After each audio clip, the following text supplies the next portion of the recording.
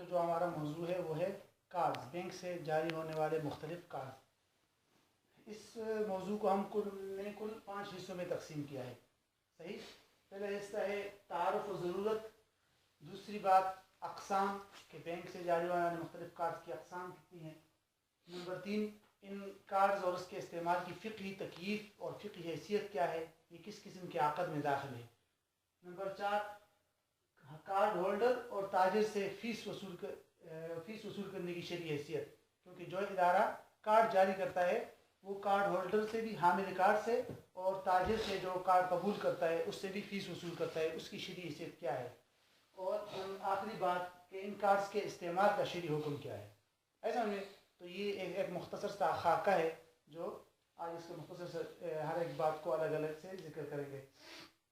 پہلی بات تعارف و ضرورت، تو اس کے لیے مختصر سی بات اتنی ذہن میں رکھ لینا کہ عصر حاضر میں دنیا سمٹ کر رہ گئی ہے، فاصلے جو ہے وہ حد سے زیادہ کم ہو گئے ہیں، انسان مختصر اوقات کے اندر دنیا کے کونے کونے تک سفر کر سکتا ہے، بلکہ اور ذرائع مواصلات جو ہے نے اتنی ترقی کر لی ہے کہ انسان دنیا کے ایک کونے میں بیٹھ کر دوسرے کونے تک جو ہے تجارت کر سکتا ہے، ایسا میں تو ایسی، اور دوسری طرف جو ہے چوری، ڈاکہ زنی اور لوٹ مار کی وارداتیں بھی بڑھ گئی ہے۔ تو اس طرح کی صورتحال کو دیکھ کر ضرورت اس بات کی تھی کہ کوئی ایسا طریقہ ایجاد ہو کہ جس کے ذریعے سے رقوم کی ایک جگہ سے دوسری جگہ تک منتقلی آسان ہو، محفوظ ہو اور تیز رفتار ہو، ہاں، اور اس میں کسی قسم کا کوئی خوف بھی نہ ہو۔ تو اس طریقے کے طور پر مختلف بینکوں نے مختلف کارڈز جاری کرنے شروع کر دیے جس سے یہ ضرورت پوری ہو جاتی ہے۔ اب یہ کارڈز جب کوئی آدمی اس طرح کے کارڈز لیتا ہے تو ان کارڈز کی وجہ سے ایک جگہ سے دوسری جگہ تک اپنے ساتھ رقم لے جانے کی کوئی ضرورت نہیں ہوتی، بلکہ محض کارڈز لے لو اور کسی بھی جگہ میں کارڈز کے ذریعے انسان کارڈ دکھا کر خرید و فروخت کا معاملہ کر سکتا ہے، محض کارڈ کی بنیاد پر، جن میں رقوم وغیرہ لے جانے کی کوئی ضرورت نہیں ہوتی۔ کسی بھی ملک میں جاؤ تو کارڈ کے ذریعے آپ اس ملک کی کرنسی نکال سکتے ہو، لہذا ایک ملک سے دوسرے ملک تک لے جانے کے لیے کرنسیوں کے تبادلے کی بھی ضرورت نہیں پڑتی، یہ ضرورت بھی کارڈ سے حاصل ہو جاتی ہے، ایسا سمجھ میں۔ اسی طرح آپ کسی بھی کونے، دنیا کے کسی بھی کونے میں بیٹھ کر بذریعہ انٹرنیٹ آپ ان کارڈ کے ذریعے خریداری کر سکتے ہو، ادائیگی آپ نے انٹرنیٹ کے ذریعے اپنے لیے کوئی چیز خریدی اور ادائیگی اسی کارڈ کے ذریعے آپ نیٹ پر ہی ادائیگی کر سکتے ہو، ہاں، اور اسی طرح اس میں چوری کا بھی اندیشہ نہیں رہتا، کیونکہ اس کا ایک سیکرٹ پاسورڈ ہوتا ہے جو صرف اور صرف حامل کارڈ کو معلوم ہوتا ہے، اگر کوئی چور کارڈ چوری بھی کر لے تو اس کا کیا کرے گا، کیونکہ اس کو تو پاسورڈ معلوم نہیں ہوگا، ایسا سمجھ میں۔ تو اس لیے اس میں چوری کے بھی امکان اور اندیشے کم ہوتے ہیں۔ تو یہ ہے اس کے فوائد اور اس کی ضرورت کی بنا پر اس طرح کے کارڈ جاری کیے گئے۔ اس کا طریقہ کار کیا ہوتا ہے؟ طریقہ کار مختصر یہ ہے کہ یہ جو کارڈ ہولڈر ہے جب یہ کسی تاجر کے پاس جاتا ہے، آج کل مختلف قسم کے تاجر قبول کرتے ہیں، بڑی بڑی مارکیٹیں، پیٹرول پمپ وغیرہ ہر جگہ یہ قبول کیے جاتے ہیں، تو جب وہ جاتا ہے کسی چیز کی خریداری کرتا ہے، ہوائی جہاز میں ٹکٹ لے لیتا ہے، کوئی بھی چیز خرید لیتا ہے تو اس تاجر کو کارڈ دکھا دیتا ہے، تو تاجر اس کارڈ کی پہلے چیک اپ کرتا ہے کہ یہ ٹھیک ہے یا نہیں، تو اس کے لیے اس کے پاس ایک مشین رکھی ہوتی ہے جس سے اس کارڈ کو گزارا جاتا ہے، تو اس سے تاجر کو ایک اطمینان حاصل ہو جاتا ہے کہ آیا اس مشین سے پتہ چل جاتا ہے کہ ادارے نے اس کارڈ پر خریداری کی اجازت دی ہے یا نہیں، اس کی کہیں مدت ختم تو نہیں ہوئی، یا ادارے نے اس کی ممبری ختم تو نہیں کی گئی۔ تو اس طرح اطمینان حاصل کرنے کے بعد جب اطمینان حاصل ہو جاتا ہے تو پھر ایک فاتورہ یعنی بل ہوتا ہے تاجر کے پاس، اور اس کی پشت پر اس حامل کارڈ سے دستخط لے لیا جاتا ہے کہ میں نے اتنی خریداری کر لی، اور وہ بل تاجر اپنے پاس محفوظ کر لیتا ہے، اور جو حامل کارڈ ہے وہ بری ہو جاتا ہے، چیز لے کر چلا جاتا ہے۔ پھر بعد میں جو تاجر ہے وہ اس بل کو اس ادارے کی طرف بھیج دیتا ہے جس ادارے نے وہ کارڈ جاری کیا ہوتا ہے، اور اس ادارے سے وہ رقم وصول کر لیتا ہے، ایسا سمجھ میں۔ یہ اس کا ایک مختصر سا طریقہ کار ہے۔ آج کل عالمی سطح پر دنیا میں کئی قسم کے ادارے ہیں جو اس طرح کے کارڈ جاری کرتی ہے، لیکن ان میں سب سے زیادہ مقبولیت اور شہرت جن اداروں کو حاصل ہوئی وہ 3 ہے، ایک ہے ویزا، نمبر 2 ماسٹر کارڈ، اور نمبر 3 امریکن ایکسپریس۔ یہ 3 ایک عالمی سطح کے ادارے ہیں جو بہت مشہور و مقبول ہو گئے ہیں اس طرح کے کارڈ جاری کرنے میں، ایسا سمجھ میں۔ اچھا، اب آتے ہیں دوسری بات کی طرف، اقسام، کہ ان کارڈز کی اقسام کتنی ہے۔ تو بینک یا جو ادارے آج کل مختلف قسم کے کارڈ جاری کرتی ہے ان کی کل 3 قسمیں ہیں. سمجھ میں؟ پہلی قسم 3 نہیں بلکہ ایک اور قسم بھی ہے جس کو اے ٹی ایم کارڈ کہتے ہیں. 4 قسم ہیں. 4 قسم پر یہ کارڈ ہے. ایک قسم جس کو کہتے ہیں ڈیبٹ کارڈ. سمجھ میں؟ کیا کہتے ہیں اس کو؟ Debit card. اور اس ڈیبٹ کارڈ کو عربی میں کہتے ہیں بطاقۃ الحسم الفوری. حسم بھی کہتے ہیں ہا اور سین کے ساتھ اور خا اور صاد کے ساتھ بھی. بطاقۃ الحسم الفوری کہتے ہیں اس کو. اچھا ڈیبٹ کارڈ. دوسری قسم جس کا نام ہے چارج کارڈ. انگلش میں اس کا نام چارج کارڈ ہے اور عربی میں اس کو کہتے ہیں بطاقۃ الائتمان الفوری.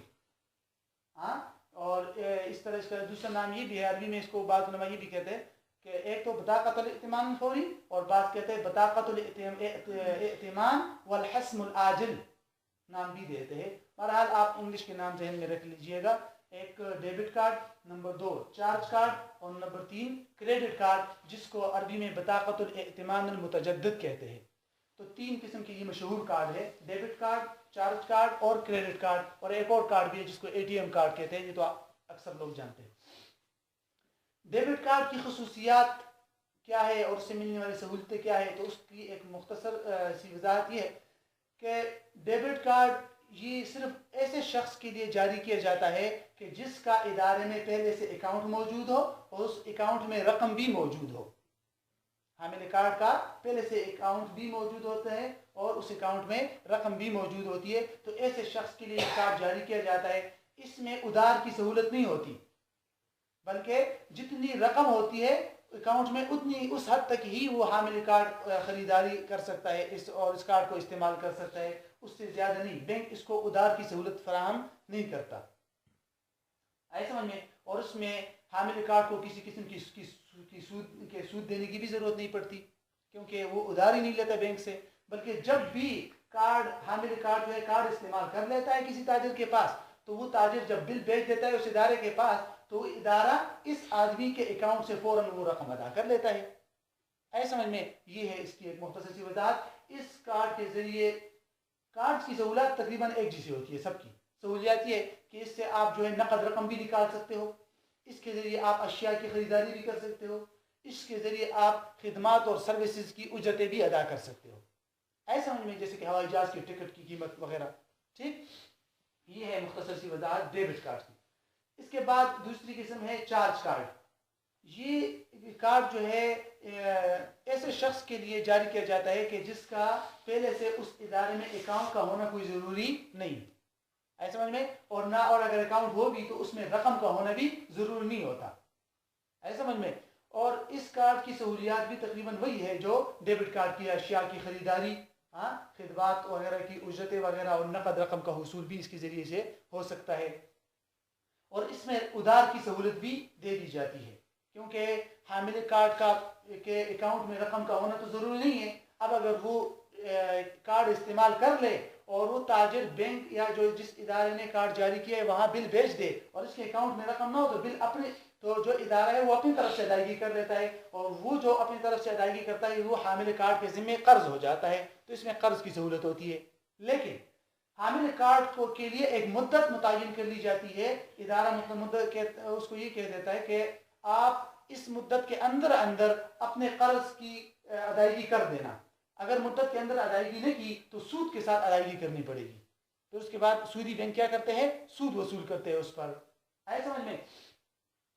اور جو مدت اس کے لیے مقرر کی جاتی ہے نا اس کو انگلش میں گریس پیریڈ اور عربی میں فترۃ السماح کہتے ہیں کہ اس مدت کے اندر ادائیگی کر دو ورنہ سود دینا پڑے گا. ایسے میں ہاں اس میں ری شیڈولنگ کی گنجائش کی سہولت موجود نہیں ہوگی. ری شیڈولنگ کا مطلب یہ ہے کہ سابقہ واجبات جو حامل کارڈ کے ذمہ ہیں ان کو ادا کرنے سے قبل اس کارڈ کو وہ رینیو نہیں کر سکتا اور مزید مہلت وغیرہ اس کو نہیں دی جاتی اور کارڈ کو نیا نہیں کیا جاتا جب تک کہ وہ سابقہ واجبات ادا نہ کر دے جو اس کے لیے بینک اس کے ذمہ جو واجب کرتا ہے کہ اس مدت کے اندر آپ جتنی خریداری کر سکتے ہو کرو لیکن اس مدت کے اختتام تک آپ جو ہے ہمیں ساری رقم دے دینا. تو جب تک وہ رقم نہیں دیتا تو مزید مہلت اس کو نہیں دی جاتی. یہ ہے چارج کارڈ. تیسری قسم جس کو کہتے ہیں کریڈٹ کارڈ. تو کریڈٹ کارڈ اور چارج کارڈ تقریباً ایک جیسے ہے کہ اس میں بھی حامل کارڈ کا ادارے کے ہاں اکاؤنٹ یا اس اکاؤنٹ میں رقم ہونا ضروری نہیں ہے، اس میں بھی ادار کی سہولت حامل کارڈ کو دے دی جاتی ہے، ہاں، لیکن اس میں اصل معاہدہ ہی سود کی بنیاد پر ہوتا ہے۔ ایسا میں اگرچہ مدت متعین کر لی جاتی ہے اس میں بھی حامل کارڈ کے لیے کہ اس مدت کے اندر سود نہیں رہے گا، بعد میں سود لگے گا، لیکن اس میں اصل معاہدہ ہی سود کی بنیاد پر ہوتا ہے کہ اس مدت کے بعد سود لگنا شروع ہو جائے گا۔ اور اس میں ری شیڈولنگ کی گنجائش بھی ہوتی ہے کہ سابقہ واجبات کو ادا کیے بغیر مزید مہلت بھی اس کو دے دی جاتی ہے کہ چلو مزید مہلت دے دی جائے، آپ کارڈ کو مزید بھی استعمال کر سکتے ہو 2-3 مہینے، مثلا آپ کو 2 مہینے تک 50,000 کی استعمال کی گنجائش دے دی گئی، آپ نے 2 مہینے میں اس کو استعمال کر لیا لیکن ابھی تک آپ نے ادائیگی نہیں کی، تو آپ کو مزید مہلت دے دی جاتی ہے کہ چلو اگلے مہینے تک آپ مزید 50,000 کی خریداری کر سکتے ہو، لیکن اس پر سود کا اضافہ ہوتا رہتا ہے۔ اب چارج کارڈ اور کریڈٹ کارڈ میں بنیادی فرق یہی ری شیڈولنگ والی بات ہے، باقی تقریباً ایک جیسے ہے۔ اور یہ بھی تھوڑا سا نقطہ ہے کہ ڈیبٹ کے چارج کارڈ میں بنیادی معاہدہ سود کا نہیں ہوتا اور کریڈٹ کارڈ میں ایک بنیادی معاہدہ سود کا ہوتا ہے، باقی سہولیات ایک جیسی ہوتی ہے، نقود نکالنا، ہاں، اور اشیاء کی خریداری بھی کر سکتے ہیں، خدمات کی اجرتیں بھی اس کے ذریعے سے ادا کر سکتے ہیں اس کریڈٹ کارڈ میں۔ اور اس کے اندر ان تینوں قسم کے کارڈ کو کریڈٹ کارڈ کہتے ہیں، لیکن اس کی حقیقت اور ماہیت پر غور کیا جائے تو اور جس طرح جو تاجروں کے ہاں جو نام معروف ہے وہ یہی ہے کہ پہلی قسم کو ڈیبٹ کارڈ، دوسری قسم کو چارج کارڈ اور تیسری قسم کو کریڈٹ کارڈ کہتے ہیں۔ ایک چوتھی قسم ہے جس کو اے ٹی ایم کارڈ کہتے ہیں۔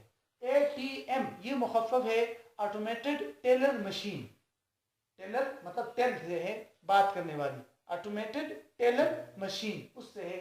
اور یہ عموماً ادارے جو ہے اپنے کھاتہ دار اور اکاؤنٹ جو ڈپازٹر ہوتا ہے ان کو اس غرض سے جاری کرتی ہے تاکہ وہ اپنے ضرورت کے بقدر کسی بھی جگہ سے اے ٹی ایم مشین سے رقم نکال سکے، گویا کہ یہ رقم نکالنے کے ایک کارڈ ہے بس۔ اب یہ عموماً ہر قسم کے اکاؤنٹ تقریباً آج کل اکثر ڈپازٹر کو یہ کارڈ دے دیا جاتا ہے، اور کبھی کبھی یہ جو کارڈ ہوتا ہے یہ درج بالا تینوں کارڈز کے ضمن میں بھی دے دیا جاتا ہے جس تاکہ اس کے ذریعے آپ اے ٹی ایم مشین سے جہاں سے چاہو آپ رقم نکال سکو۔ ایسا نہیں، یہ ہے مختصر خاکہ اقسام کی۔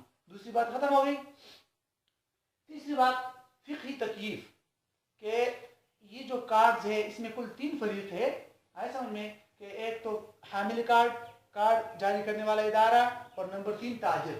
تو ان کے درمیان جو یہ معاملہ ہو جاتا ہے اس کی فقہی حیثیت کیا ہے، بے ہے، وکالہ ہے، کفالہ ہے، حوالہ ہے، کس قسم کے عقد میں یہ داخل ہے۔ اس سلسلے میں علماء کرام کی مختلف آراء سامنے آئی ہے، خصوصاً علماء عرب کی بھی بہت ساری آراء ہے، لیکن بنیادی طور پر جو مشہور آراء ہے وہ ہے 3۔ پہلی رائے یہ ہے کہ یہ وکالت کا عقد ہے۔ کس چیز کا عقد ہے یہ؟ وکالت کا، کہ حامل کارڈ نے اس کارڈ جاری کرنے والے ادارے کو اس بات کا وکیل بنا دیا کہ جہاں سے میں خریداری کروں آپ وہاں میری طرف سے ادائیگی کر دو۔ تو حامل کارڈ کون ہوا؟ موکل، اور ادارہ کارڈ جاری کرنے والا ادارہ ہوا وکیل، اور وہ جو تاجر ہے وہ ہے بائع اور کارڈ ہولڈر اس کے لیے مشتری۔ ایسے سمجھ میں، تو یہ سب کے درمیان میں یہ جو معاملہ ہے یہ کیا ہے؟ وکالت کا معاملہ ہے۔ لیکن اگر غور کیا جائے تو یہ فقہی تکییف درست معلوم نہیں ہوتی۔ کیوں؟ وکالت کے اندر وکیل کی ذمہ داری تو صرف اور صرف یعنی وکیل بے ادائی دین، اس کی ذمہ داری تو صرف اور صرف ادائیگی کی ہوتی ہے، وہ ضمانت اس کے مطلب ضمانت نہیں لیتا وکیل، جبکہ عموماً آج کل کے جو ادارے کارڈ جاری کرتے ہیں وہ باقاعدہ ضمانت لیتے ہیں۔ ایسا سمجھ میں، تو وکالت کے اندر تو ضمانت نہیں پائی جاتی، اس میں تو صرف ادائیگی ہوتی ہے، ضمانت وکالت میں نہیں پائی جاتی، اس لیے یہ وکالت والی تکییف درست معلوم نہیں ہوتی۔ دوسری رائے بعض علماء کی یہ ہے کہ یہ جو عقد ہے یہ ہے کفالہ۔ کفالہ کہتے ہیں ضم الذمۃ الی الذمہ فی الدین، اب المطالبہ وہ جو تعریف ہے، تو اس میں اس طرح کفالے کے اندر کیا ہوتا ہے کہ اصل مقروض کے ساتھ ساتھ ایک تیسرا شخص جو ضمانت لیتا ہے اس سے بھی قرض کا مطالبہ کیا جاتا ہے۔ دائن کو تو اختیار ہوتا ہے کہ چاہے تو اصل مقروض سے مطالبہ کرے، چاہے تو کس سے مطالبہ کرے؟ ضمانت لینے والے شخص سے۔ تو گویا کہ اس معاملے کے اندر کارڈ ہولڈر کیا ہو جائے گا؟ اصل مقروض، گویا کہ مکفول عنہ، اور جو ادارہ ہے جو ضمانت لیتا ہے وہ ہوا کفیل، اور جو تاجر ہے جس کے لیے ادارہ ضمانت دیتا ہے وہ ہے مکفول لہو، لہذا یہ آپس میں سب کا معاملہ کیا ہو جائے گا؟ کفالہ کا۔ لیکن दो वजूहात की बिना पर ये तकीद भी दुरुस्त मालूम नहीं होती। दो वजूहात ऐसी है। नंबर एक तो ये कि हमने जैसे कि तारीफ से जाहिर है ज़म्म ज़िम्मा कि कफाला के अंदर क्या होता है, ज़म्म ज़िम्मा होता है कि असल मकरूज के साथ साथ जमानत लेने वाले शख्स से भी मुतालबा किया जा सकता है, जबकि कार्ड के मामले में ये सूरत हाल नहीं पेश आती आजकल। क्यों कि हामिल कार्ड जैसे ही ताजिर को कार्ड दिखा देता है और वहां दस्तखत हो जाते हैं तो हामिल कार्ड बरी हो जाता है। इसके बाद ताजिर हामिल कार्ड से मुतालबा नहीं करता, बल्कि वो किससे मुतालबा करता है, सिर्फ और सिर्फ इदारे से, जमात लेने वाले इदारे से मुतालबा करता है। तो ये ज़म्म ज़िम्मा तो नहीं हुआ, ये तो नक़्ल उद्देन हो गया, ज़म्म ज़िम्मा नहीं हुआ, तो इसलिए इसको कफाला नहीं करार दिया जा सकता, एक वजह। दूसरी वजह ये है कि यहाँ मकफूल लहू गैर मुतायिन है, यानी ताजिर शुरू में जब हामिल कार्ड और कार्ड जारी करने वाले इदारे के दरमियान मामला हुआ तो मालूम नहीं है कि वो ताजिर कौन होगा जहां ये कार्ड होल्डर जाकर कार्ड इस्तेमाल करेगा, तो मकफूल लहू मालूम मुतय्यन है नहीं, तो गैर मुतय्यन है। लिहाजा इन दो वजूहात की बिना पर ये मामला कफाला भी नहीं हो सकता। तीसरी राय जो दुरुस्त मालूम होती है वो ये कि आक़िद हवाला है। कि क्या है आक़िद हवाला? कि आक़िद हवाला के अंदर क्या होता है, नक़्ल देनी मिन ज़िम्मतिल मदयूनी इला ज़िम्मतिल मुहताल अलैह होता है कि असल मकरूज के ज़िम्मे से देन मुंतकिल होकर शख्स सालिस ज़मानत लेने वाले शख्स के ज़िम्मे की तरफ मुंतकिल हो जाता है। और यही सूरत हाल आजकल कार्ड्स में होती है कि कार्ड होल्डर कार्ड इस्तेमाल करके बरी हो जाता है, और यही हवाले का हुक्म भी है कि हवाला जब मुनाकिद हो जाए तो असल जो मुहील होता है मकरूज वो बरी हो जाता है और जो देन है वो मुहताल अलैह की तरफ मुंतकिल हो जाता है, जो कि यहाँ इदारा है। तो लिहाजा कार्ड होल्डर मुहील हो जाएगा, इदारा मुहताल अलैह हो जाएगा, और जो ताजिर है वो मुहताल लहू हो जाएगा। यही दुरुस्त राय मालूम होती। अच्छा, ये तो हो गई इसकी फिक्री तकीफ। लेकिन इस सिलसिले में आपको दो बातें और भी ज़हन नशीन रखनी चाहिए। पहली बात तो ये कि आजकल बसा औक़ात ये जो फरीक़ैन हैं कार्ड्स के सिलसिले में ये 3 से ज़्यादा हो जाते हैं। मसलन कार्ड होल्डर 1, कार्ड जारी करने वाला इदारा 2, ताजिर 3। हाँ, तो बीच में दरमियान में कभी कभी 2 इदारे और भी आ जाते हैं। नंबर 1 मसलन इस कार्ड होल्डर का बैंक, हाँ, उस ताजिर का बैंक, तो कुल 5 फरीक हो गए इस सिलसिले में। लेकिन इस अमूमन और अक्सर 3 ही फरीक होते हैं, अगरचे कभी कभी 4 या 5 भी हो जाते हैं। वजह ये है कि आलमी सतह पर जो इदारे कार्ड जारी करती है जैसे वीज़ा, अमेरिकन एक्सप्रेस वगैरह, वो हर मुल्क में एक बैंक के साथ जो है ये मामला कर लेती है कि आप हमारे नाम के कार्ड जारी करो, बैंक को कहते हैं, और उसके बदले में, उस नाम के इस्तेमाल के बदले में वो उससे फीस लेता है। तो गोया कि इस इदारे ने, आलमी सतह की जो इदारा है, उसने अपना नाम फरोख्त करके दरमियान से निकल गया। अब कार्ड जारी करने वाला इदारा वो नहीं है, अब बैंक है, तो वो तो दरमियान से निकल गया, तो ये हुआ बैंक। अच्छा, तो जो भी बैंक कार्ड जारी करता है तो कार्ड होल्डर का वही बैंक होगा, है समझ में? तो कार्ड होल्डर का बैंक भी बीच में से निकल गया, तो अब कार्ड होल्डर बचा और कार्ड जारी करने वाले बैंक 2, उधर से ताजिर बचा, और लेकिन ताजिर का बैंक भी बच रहा है। तो ताजिर का बैंक भी कभी कभी दरमियान में आ जाता है कि ताजिर अपना बिल अपने बैंक के पास भेजता है, वहां से रकम वसूल करके वो जो बैंक है वो फिर इस कार्ड जारी करने वाले बैंक से रकम वसूल कर लेता है। तो बाकी तकलीफ वही होगी, अगर ताजिर का बैंक दरमियान में आएगा तो वो उस ताजिर का वकील होगा। आए समझ में? ये एक बात थी। दूसरी बात ये ध्यान रखना कि हवाले की 2 किस्में होती है, एक हवाले मुतलका और एक हवाले मुक़य्यदा। ऐसे में हनफी की नज़दीकी 2 किस्में हैं, बकिया अइम्मा सिर्फ हवाले मुक़य्यदा के कायल है, हवाले मुतलका की नहीं। खुलासे के तौर पर मैं आपको बता देता हूँ। हवाले मुतलका उसको कहते हैं कि असल मकरूज का शख्स सालिस के जिम्मे कोई देन नहीं होता, कोई कर्ज नहीं होता। जो आदमी जमानत लेता है उसके पास कोई ऐसी रकम नहीं होती कि जिसके साथ हवाले की अदायगी को मुक़य्यद किया जाए। इसको कहते हैं हवाले मुतलका। ये आजकल क्रेडिट कार्ड और चार्ज कार्ड में होता है कि अकाउंट में कोई रकम नहीं है शख्स सालिस के, फिर भी कार्ड होल्डर की जिम्मेदारी कौन ले लेता है? इदारा ले लेता है। तो देखो, अब अदायगी जो है कार्ड होल्डर की रकम के साथ मुक़य्यद है नहीं है ना, तो इसको कहते हैं हवाले मुतलका। तो हवाले मुतलका क्या हुआ कि असल मकरूज का उस शख्स सालिस के पास कोई रकम मौजूद ना हो कि जिसके साथ उस अदायगी को मुक़य्यद किया जाए। यह है हवाले मुतलका। ऐसा समझ में? और बकिया में इसके कायल नहीं है, हनफी इसके कायल है। हवाले मुक़य्यदा किसे कहते हैं? کہ اصل مقروض کا اس شخص ثالث کے پاس رقم موجود ہو کہ جس کے ساتھ اب حوالے کی ادائیگی کو مقید کیا جائے، جیسے کہ آج کل ڈیبٹ کارڈ میں ہوتا ہے. ڈیبٹ کارڈ میں ہوتا ہے کہ نہیں، کہ ڈیبٹ کارڈ کے اندر کارڈ ہولڈر کا باقاعدہ اکاؤنٹ ہوتا ہے اور اس میں رقم بھی ہوتی ہے جیسے ہم نے بتا دیا، ہاں، اور اس سے پھر وہ ادارہ آگے ادائیگی کرتا ہے، تو اس کو کہتے ہیں حوالہ مقیدہ. آگے سمجھ میں یہ بحث ختم ہوگی فقہی ترکیب. اب آتے ہیں چوتھی بات کی طرف کہ کارڈ ہولڈر اور تاجر سے فیس وصول کرنے کی شرعی حیثیت کیا ہے. جو بھی ادارہ آج کل بینک ہو یا کوئی اور ادارہ ہو، اگر وہ کارڈ جاری کرتا ہے تو اس کارڈ پر وہ حامل کارڈ یعنی کارڈ لینے والے سے بھی فیس وصول کرتا ہے، اور جو تاجر کارڈ قبول کرتا ہے اور پھر یہ ادارہ اس کو ادائیگی کرتا ہے تو اس سے بھی فیس وصول کرتا ہے. یہ فیس شرعاً جائز ہے یا نہیں، اس کے بارے میں دیکھ لو. پہلے یہ دیکھتے ہیں کہ کارڈ ہولڈر سے جو فیس لی جاتی ہے اس کے شرعی حکم کیا ہے. ادارہ جو ہے کارڈ ہولڈر یعنی حامل کارڈ سے دو قسم کی فیس لیتا ہے. ایک کو کہتے ہیں رسوم عضویہ عین سواد کے ساتھ، اور دوسرے قسم کے فیس کو کہتے ہیں رسومی سنویہ. رسوم بمانے فیس، رسومی سنویہ. رسوم عضویہ یہ ایک لمسم اور متعین رقم کی فیس ہوتی ہے جو کارڈ جاری کرتے وقت بالکل ابتداءً لی جاتی ہے، اس کے بعد نہیں لی جاتی، شروع میں لی جاتی ہے. اور رسومی سنویہ یہ بھی لمسم اور متعین رقم ہوتی ہے، لیکن یہ کارڈ کے رینیو کے وقت لی جاتی ہے، یعنی تجدیدی کارڈ کے وقت وہاں لی جاتی ہے. اگرچہ یہ رسومی عضویہ سے تھوڑی کم ہوتی ہے کیونکہ کارڈ کی تجدید کے وقت اتنی زیادہ خدمات نہیں انجام دینے پڑتے، تو اس لیے اس وقت کی فیس کم لی جاتی ہے. یہ ہے دو قسم کی فیس. اس قسم کے فیس لینا شرعاً جائز ہے یا نہیں، اس میں علماء عصر کی دو نقطہ نظر سامنے آئے ہیں.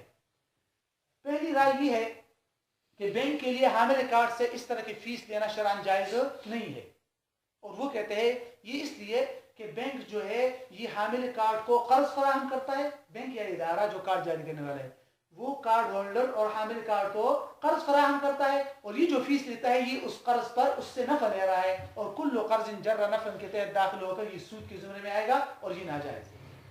آئے سمجھ میں کہ ادارہ اکثر حامل کارڈ کو قرض فراہم کرتا ہے نا اس کی طرف سے ادائیگی کر کے، تو جب اس کی طرف سے ادائیگی ہو جائے تو قرض ہو گیا اس کے ذمے، اب اس سے فیس لی جا رہی ہے تو گویا کہ یہ اس قرض پر نفع ہے. لیکن یہ رائے چند وجوہات کی بنا پر درست معلوم نہیں ہوتی کہ یہ قرض پر نفع ہے. ایک وجہ تو یہ کہ یہ جو فیسیں ہے رسوم عضویہ یا رسوم سنویہ یہ قرض کے ساتھ مرتبط نہیں ہوتی، کہ اگر ادارہ کا حامل کارڈ کو زیادہ قرض فراہم کرے گا تو فیس بھی زیادہ لگے گی، اگر ادارہ حامل کارڈ کو کم قرض فراہم کرے گا تو فیس کم ہوگی. ایسے نہیں ہے، فیس ایک متعین اور لمسم ہوتی ہے. اب خواہ کم قرض لو یا زیادہ لو یا نہ لو. دوسری بات یہ کہ ڈیبٹ کارڈ میں ادارہ قرض فراہم کرتا ہے، کسی قسم کا کوئی قرض فراہم نہیں کرتا، لیکن اس میں بھی یہ فیس لگ جاتی ہے، تو وہاں ہم کیا کہہ سکتے ہیں کہ یہ قرض پر نفع ہے، وہاں تو کوئی قرض نہیں ہے. تیسری بات کہ اگر کارڈ ہولڈر یعنی حامل کارڈ کو بالکل استعمال ہی نہ کرے مدت کے اندر، تو جب بالکل استعمال ہی نہیں کرے گا تو کیا اس کے ذمے ادارے کا قرض آئے گا؟ نہیں آئے گا نا. تو جب کسی قسم کا کوئی قرض نہیں آئے گا لیکن اس کے باوجود وہ ادارہ اسے فیس لیتا ہے، تو ان باتوں سے معلوم ہوتا ہے کہ یہ قرض پر نفع نہیں ہے، تو پھر یہ فیس کیوں لی جاتی ہے. تو اب دوسری رائے کی طرف آتے ہیں. دوسری رائے یہ ہے کہ یہ ادارہ جو ہے ادارے کی خدمات کا معاوضہ ہے اور اجرت ہے، لہٰذا یہ فیس حامل کارڈ سے لیا جا سکتا ہے. وہ خدمات کیا ہے؟ اس کے لیے کارڈ بنوانا، اس کے لیے اکاؤنٹ اور حساب و کتاب رکھنا، بذریعہ ڈاک اس کو معلومات فراہم کرنا کہ آپ نے اتنی خریداری کر لی ہے ادائیگی کر دو. ہاں، اسی طرح اس سلسلے میں جو عملہ اور مشینیں استعمال ہوتی ہے تو ان سب کا یہ کیا ہو جائے گا؟ ایک اجرت ہو جائے گی. ایسا نہیں، لیکن اس کے لیے اجرت مثل ہونا ضروری ہے کہ عموماً جو اس طرح کی خدمات کے بدلے میں جو اجرت دی جاتی ہے اتنی ہی لی جائے، زیادہ نہ لی جائے. جس طرح کے علماء لکھتے ہیں نا کہ افتاء اور قضاء پر تو اجرت لینا جائز نہیں، لیکن اس کی کتابت پر اجرت مثل لینا جائز ہے، تو یہ بھی اسی طرح ہو جائے گا. ایسا سمجھ میں یہ تو ہو گئی کارڈ ہولڈر سے فیس لینے کے شرعی حکم کے بارے میں. ہاں، دوسری بات تاجر سے جو ادارہ فیس وصول کرتا ہے اس کی شرعی حیثیت کیا ہے؟ یہ ایک قسم کی فیس ہوتی ہے کہ یہ کارڈ جاری کرنے والا ادارہ وہ اشیاء جو تاجر فروخت کرتا ہے یا وہ خدمات جس کے بدلے میں تاجر کیا کر دیتا ہے وہ کارڈ قبول کر کے خدمات بیچ دیتا ہے اس کے، تو اس میں ایک خاص فیصدی تناسب سے یہ اپنے لیے فیس مقرر کرتا ہے ادارہ. مثلا 2%، اگر ادارے نے ایک چیز فروخت کر دی 100 روپے کی تو اس میں 2 روپے کس کے ہوں گے؟ ادارے کے. یا 4%. اس طرح اپنے لیے ادارہ جو ہے وہ مبیعات کے اندر 2% یا 4% ایک حد مقرر کر لیتے ہیں جو وہ فیس وصول کرتے ہیں پھر تاجر سے. اس کی شرعی حیثیت کیا ہے؟ اس سلسلے میں علماء عصر کی 3 رائے سامنے آئی ہے کہ آیا اس طرح کے تاجر سے اس طرح کی فیس لینے کی شرعی حیثیت کیا ہے. پہلی رائے یہ ہے کہ یہ حسم الکمبیالہ کی طرح ہے، بل آف ایکسچینج کی کٹوتی کی طرح. بل آف ایکسچینج کی کٹوتی کے بارے میں آپ نے اسلام و جدید معیشت تجارت میں کچھ پڑھا تھا کہ یہ بل آف ایکسچینج کی کٹوتی شرعاً جائز نہیں ہے. مثلا کہ ایک آدمی کا دوسرے آدمی کے ذمہ قرض لازم ہو رہا ہو تو جو مقروض ہے وہ ایک کاغذ پر دستخط کر لیتا ہے کہ اس آدمی کے میرے اوپر دین ہے جو مجھے فلاں تاریخ کو ادا کرنا پڑے گا. ہاں، اب جو دائن ہوتا ہے وہ اس بل کو اس مدت سے پہلے کسی اور کو فروخت کر دیتا ہے کم قیمت میں. اگر 100 روپے کا قرض ہے تو 99 روپے میں آگے فروخت کر کے 99 لے لیتا ہے، اور جو آدمی یہ بل خریدتے ہے وہ آگے پھر جا کے اصل مقروض سے 100 روپے وصول کر لیتا ہے. تو اس کا شرعی حکم تو یہی تھا کہ یہ دیون کی خرید و فروخت ہے جو کمی بیشی کے ساتھ یہ شرعاً ناجائز ہے. تو یہ پہلی رائے یہ ہے کہ تاجر سے جو یہ رقم دی جاتی ہے یہ بھی حسم الکمبیالہ کی کٹوتی کی طرح ہے، بل آف ایکسچینج کی کٹوتی کی طرح، اور یہ شرعاً ناجائز ہے. کیوں؟ اس لیے کہ تاجر کا گویا کہ حامل کارڈ کے ذمہ قرض لازم ہو گیا.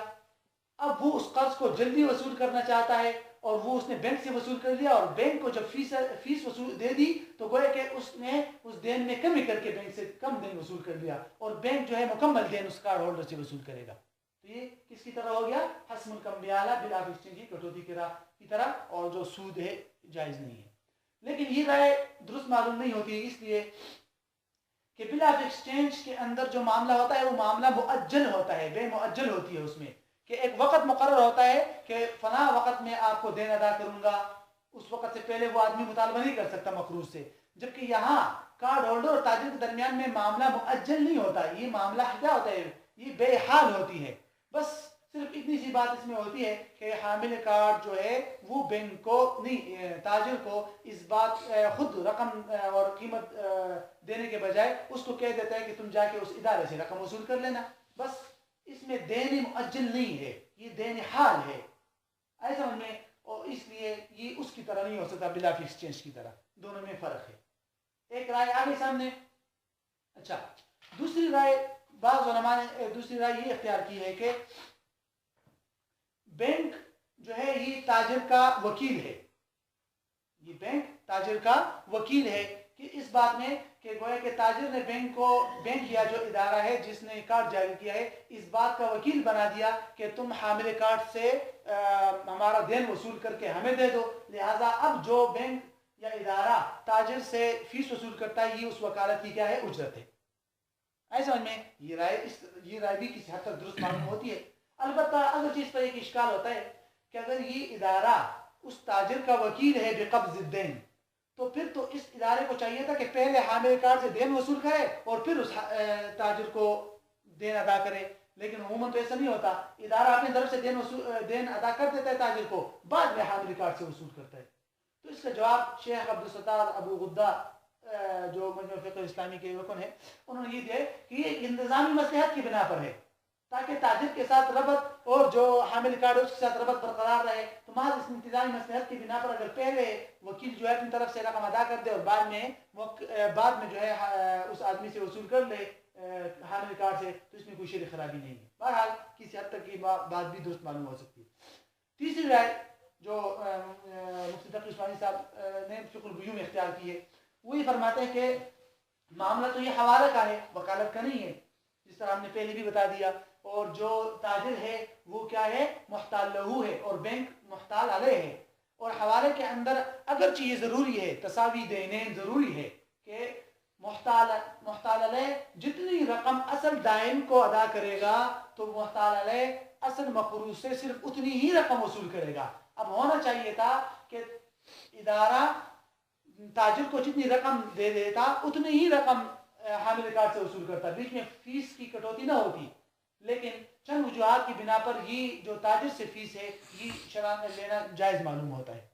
پہلی بات، ایک وجہ تو یہ ہے کہ یہ جو بھی معاملہ ہوتا ہے کارڈ ہولڈر اور اس تاجر کے درمیان یہ بے حال ہے. تو جب بے حال ہے تو حوالے کی وجہ سے اب یہ جو دین ہے جو کارڈ ہولڈر کے ذمہ لازم ہو رہا تھا وہ دین اب کس کے ذمہ لازم ہو گیا؟ ادارے کے ذمہ، اور یہ دین حال ہے، اور دیون حالہ کے اندر کمی کرنا شرعاً جائز ہے، یہ زا و تعجل کی ممانعات میں نہیں آئے گا۔ ہم نے آپ کو پہلے بھی ایک جگہ پہ بتا دیا تھا کہ زا و تعجل کی ممانعات وہاں ہیں جہاں دیونی مؤجلہ ہو، کہ ابھی تک اس کی ادائیگی کا وقت نہ آیا ہو اور پہلی ادائیگی کرنے کی صورت میں کمی کی جائے۔ جہاں دیون حال نہ ہو اس میں کمی کی جائے تو گنجائش ہے۔ لہذا ایک بات تو یہ معلوم ہوگی کہ بینک پر جو دین ہے یہ دین حال ہے حوالے کی وجہ سے، اور دین حال میں کمی کی جائے تو گنجائش معلوم ہوتی ہے، ایک بات۔ دوسری بات کہ بینک جو ہے ہر تاجر کو ایک مشین فراہم کرتا ہے جس کے ذریعے وہ تاجر کارڈ کی چیک اپ کرتا ہے کہ یہ کارڈ صحیح ہے یا نہیں۔ تو یہ اس فیس کو ہم اس مشین کی اجرت بھی قرار دے سکتے ہیں، وہ مشین بینک کی مملوک ہوتی ہے یا ادارے کی مملوک ہوتی ہے۔ دو باتیں ہوگی۔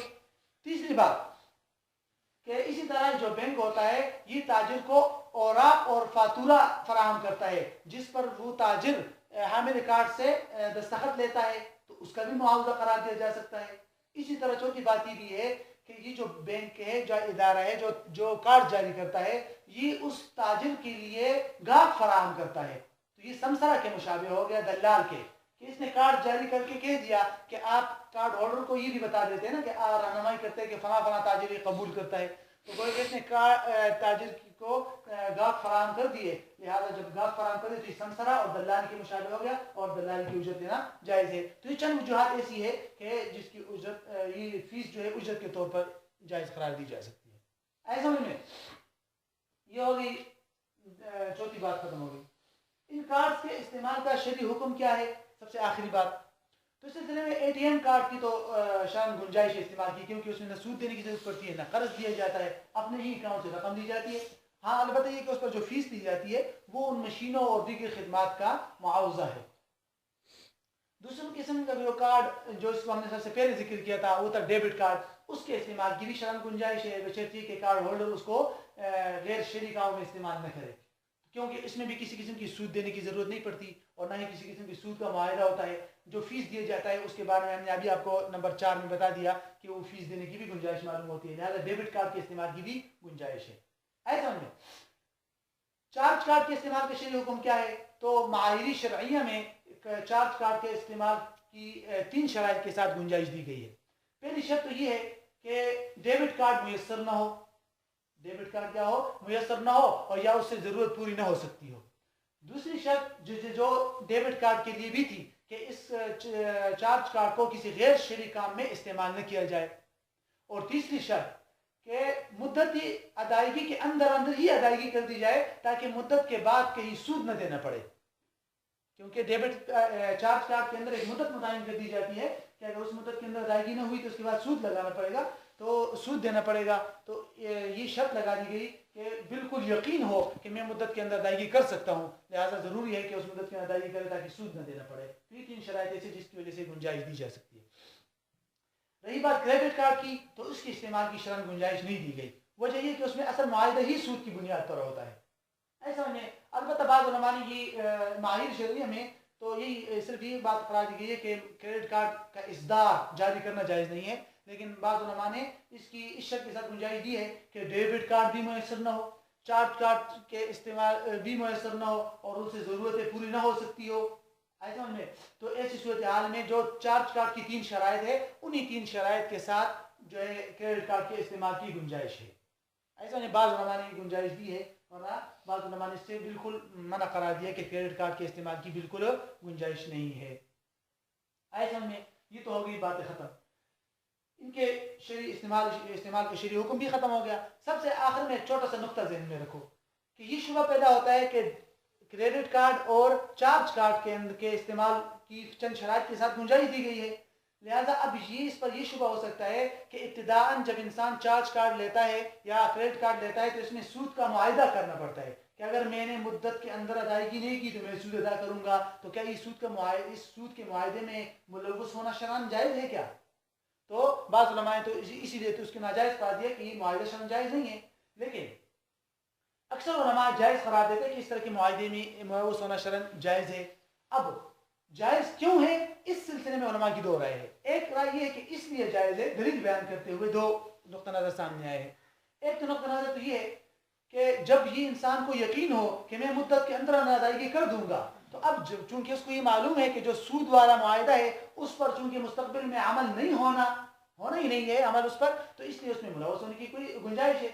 جیسے کہ حضرت عائشہ یہ وہ استیناس کے طور پر یہ دلیل پیش کرتے ہیں کہ حضرت عائشہ رضی اللہ تعالیٰ عنہ جب حضرت بریرہ کو خرید رہی تھی، غلام باندھی تھی نا، تو ان کو خرید رہی تھی، تو جو حضرت بریرہ رضی اللہ تعالیٰ عنہ کے موالی تھے وہ یہ شرط لگا رہے تھے کہ ولا ہمارا ہوگا، جو حضرت بریرہ کی جو وہ ہوگا وراثت ہوگی وہ ہماری ہوگی. حالانکہ اسلام کے اندر جو آدمی باندھی کو کیا کر دیتا ہے، آزاد کر دے، ولا اس کا ہوتا ہے، اور حضرت عائشہ اس کو آزاد کر رہی تھی، تو حضرت عائشہ کو ہونا چاہیے تھا. تو آپ علیہ السلام کے سامنے جب اس کا ذکر ہوا تو آپ علیہ السلام نے فرمایا اشتریتی لہذا الولا، آپ علیہ السلام نے فرمایا کہ ان کے لیے ولا کی شرط رکھ دو اور خرید لو، کیونکہ مستقبل میں تو اس پر عمل ہونا ہی نہیں ہے، ولا ویسی بھی آپ کا ہے، تو جب مستقبل میں عمل ہونا ہی نہیں ہے تو شرط رکھ دو. تو اسے یہاں پر بھی انہوں نے کہا کہ مستقبل میں چونکہ اس معاہدے پر عمل ہونا ہی نہیں ہے اس لیے شرط لگا دو، کوئی بات نہیں. ایسا ہم نے دوسرے نقطہ نظر جو حضرت شیخ صاحب کا ہے، مفتی تقی عثمانی صاحب نے فقہ البیوع میں اختیار کیا ہے، وہ کہتے ہیں کہ یہ استیناس درست معلوم نہیں ہوتا حضرت عائشہ رضی اللہ عنہا کی اس حدیث سے. وجہ یہ ہے کہ وہاں آپ علیہ الصلوۃ والسلام کی قدرت میں اور اختیار میں تھا کہ اس شرط کو ختم کرے، کہ یہ شرط کو ختم کرے کہ یہ ولا ان موالی کو ملے گا، اس شرط کو ختم کرنا ان کے اختیار میں تھا. لیکن یہاں کارڈ ہولڈر کے اختیار میں نہیں ہے اس شرط کو ختم کرنا، اگر وہ مدت میں ادائیگی نہ کرے تو اس کو سود دینا ضرور پڑے گا، ضرور سود دینا پڑے گا. تو اس لیے چونکہ یہ استیناس قوی اور معلوم نہیں ہوتا، بہت ضعیف ہے. البتہ شیخ صاحب فرمائے کہ ضرورت اور حاجت کی بنا پر اس طرح اگر انسان کی ضرورت ڈیبٹ کارڈ کی پوری نہیں ہو سکتی تو پھر سود میں ضرورت اور حاجت ہو سکتا، باہر ممالک میں رقم لے جانا ناممکن ہو دوسری جگہ اور چوری وغیرہ کا اندیشہ ہو، تو ضرورت و حاجت کی بنا پر اس طرح معاہدے میں ملوث ہونا جائز ہے. جیسا کہ آج کل ٹیلی فون اور بجلی کے بلز میں ہوتا ہے، ٹیلی فون اور بجلی کے بلز میں باقاعدہ لکھا ہوتا ہے کہ 3 دن کے اندر یا 5 دن کے اندر ادائیگی کر دی تو یہ بل ہے، اگر ایک مدت ادائیگی کے بعد ادائیگی کر رہے ہو تو اتنے اضافی رقم لگے گی، ہے کہ نہیں؟ تو اس میں بھی سودی معاہدہ ہے، لیکن ضرورت اور حاجت کی بنا پر اس کو علماء نے جائز قرار دیا کہ مدت کے اندر ادائیگی کر دو تاکہ سود نہ دینا پڑے. تو ایسے ہی ضرورت اور حاجت کی بنا پر اس طرح کے معاہدے میں ملوث ہونا جائز ہے، لیکن بشرط کہ حاجت ہو. ٹھیک، کوئی پوچھنا ہے تو پوچھ لو، باقی جو ہمارے ہم نے اس بحث کو 5 حصوں میں تقسیم کیا تھا وہ ختم ہو گیا. واللہ تعالی اعلم بالصواب.